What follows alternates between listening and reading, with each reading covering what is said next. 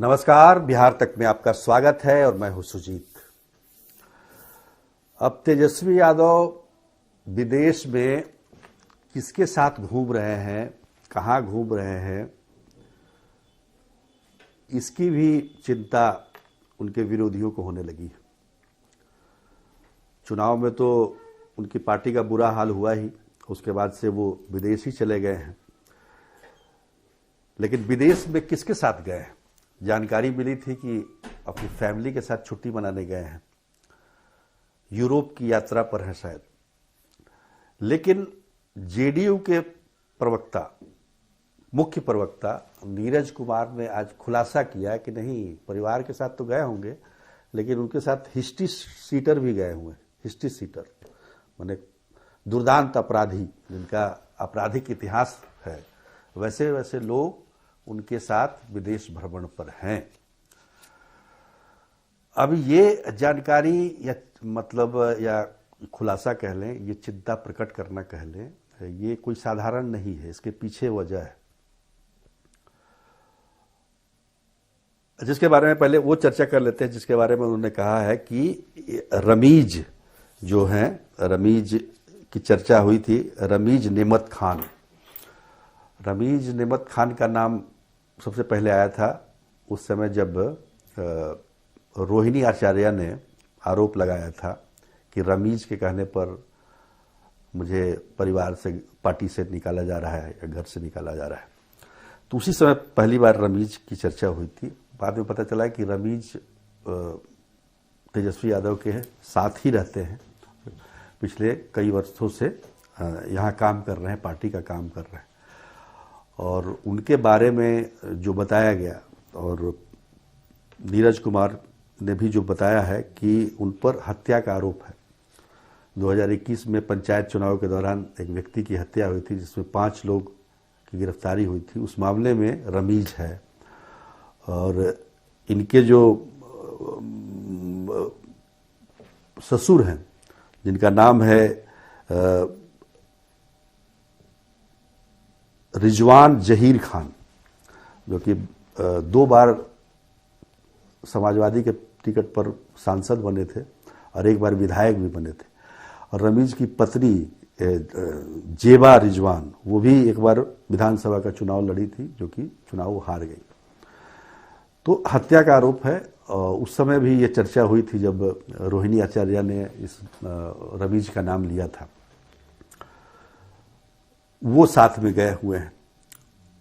और साथ में एक और, जो कि आरजेडी के ही प्रत्याशी मोतिहारी से, देवा गुप्ता, उनका भी लंबा आपराधिक रिकॉर्ड बताया गया है। 28 मामले दर्ज हैं, 1 लाख का इनाम है उन पर।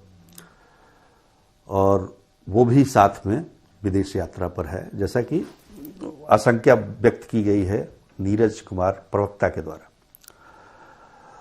अब ये जो बातें सामने आई हैं कि आखिर चिंता प्रकट करने के पीछे की वजह क्या है। देखिए, आरजेडी एक प्रमुख विपक्षी दल है आज भी, भले ही 25 सीटों पर आ गई हो, लेकिन आज भी सबसे मजबूत जो चुनौती कोई दे सकता है वो आरजेडी ही है।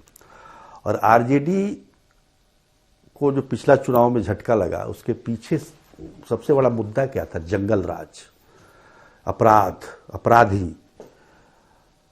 आज भी देखिए, 202 सीट जीतने के बावजूद, एनडीए को 202 सीट आई हैं 2025 के चुनाव में, उसके बावजूद भी जो एनडीए की पार्टियां हैं, सहयोगी दल हैं, जेडीयू है, वो ये बताने से नहीं गुरेज कर रही हैं कि आज भी देखिए, उसके बावजूद हम लोग जो कहते थे वही चीज आज भी हिस्ट्री सीटर के साथ घूम रहे हैं तेजस्वी यादव।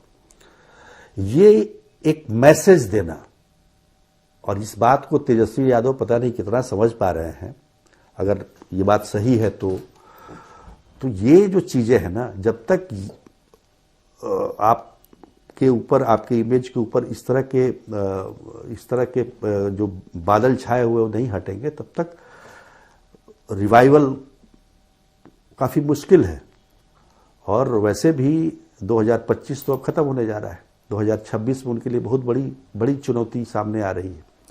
ये अच्छी बात है कि वो विदेश यात्रा गए अपना नई ऊर्जा लेने के लिए, नए ढंग से सोचने के लिए। बहुत सारी बातें जो है देश विदेश घूमने के बाद दिमाग खुलता भी है, तो हो सकता है कि वो नए अवतार में आए। लेकिन एक बात ये भी आलोचना उनकी हुई थी कि बीच विधानसभा के सत्र में ही चले गए थे, तो वो भी ठीक नहीं है। तो कुल मिलाकर देखा जाए तो ये चिंता प्रकट करना नहीं है, एक तरह से ये संकेत देना है, मैसेज देना है कि देखिए हार के बावजूद भी तेजस्वी यादव किस स्थिति में, आरजेडी किस स्थिति में है। अभी आरजेडी की स्थिति को ही बहुत अच्छी नहीं कही जाएगी, मतलब कैसे कही जाएगी, 25 सीटों पर आएगा, कहाँ 75 सीटें थी। और कई लोग जो हैं वरिष्ठ नेता पार्टी भी छोड़कर जा रहे हैं। बीजेपी की तरफ से दावा किया जा रहा है कई विधायक उनके संपर्क में, हालांकि बीजेपी और जेडीयू चाहे एनडीए को क्या आवश्यकता है किसी और, इतना प्रबल समर्थन है तो किसी और दल की तो विधायकों की जरूरत है नहीं उनको। लेकिन फिर भी पार्टी के मनोबल को बनाए रखने के लिए, कार्यकर्ताओं में उत्साह भरने के लिए उनको मतलब रहना चाहिए। अब नए साल में वो लौट के आ रहे हैं, कल तो क्रिसमस ही है, क्रिसमस मनाएंगे, उसके बाद नया साल मनाएंगे, उसके बाद नए साल में नई ऊर्जा के साथ लौटेंगे। तो निश्चित तौर पर मुझे लगता है कि तेजस्वी यादव को कुछ नया फॉर्मूला सोचना पड़ेगा कि कैसे पार्टी को आगे बढ़ाएं, क्योंकि अगले साल जो है 2026 की जो चुनौतियों में सबसे बड़ी चुनौती है कि राज्यसभा के दोनों सीट उनके चले जाएंगे, क्योंकि संख्या नहीं है विधायकों की। उसी प्रकार से विधान परिषद में भी उनकी सीटें कम होंगी, तो कमजोर होते जाएंगे।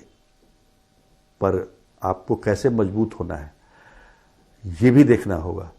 आपको सड़क से संघर्ष करना पड़ेगा। सदन में तो उठाएंगे ही, बाकी सड़क पे भी जनता की आवाज को उठाना, सरकार के खामियों को उजागर करना, तमाम ऐसे मुद्दे हैं। आपके पास समय है पूरा, आप कर सकते हो।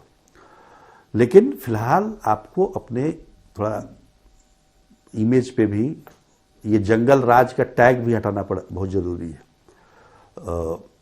पर कैसे हटेगा जब इस तरह के आरोप लगेंगे। भाई परिवार के लिए छुट्टी बनाना, विदेश जाना कोई मतलब थोड़ी ये गलत तो है नहीं, लेकिन ऐसे लोगों के साथ जाना तो चर्चा तो होगी ही। अगर ये बात सही है जो कि जेडीयू के प्रवक्ता नीरज कुमार आरोप लगा रहे हैं, उन्होंने डीजीपी को पत्र लिख दिया, बिहार के डीजीपी को, कि भाई इसकी देखिए, इस पर नजर रखिए, ये इनके साथ गए हैं। ये भी कहा जा रहा है कि भाई आप प्रतिपक्ष के नेता हैं तो क्या आपने स्पेशल ब्रांच से इसकी आपने इतला दिया। हालांकि बिहार पुलिस कितना विदेश में सुरक्षा दे पाएगी ये सोचने की बात है। खैर ये तो हुई राजनीति की बात, लेकिन तेजस्वी यादव को खुद भी अपने व्यक्तित्व को, अपने कृतित्व पर, अपने इमेज पर विशेष ध्यान देने की जरूरत है आने वाले समय के लिए, आने वाली राजनीति के लिए। तो आज के लिए इतना ही, तब तक के लिए नमस्कार।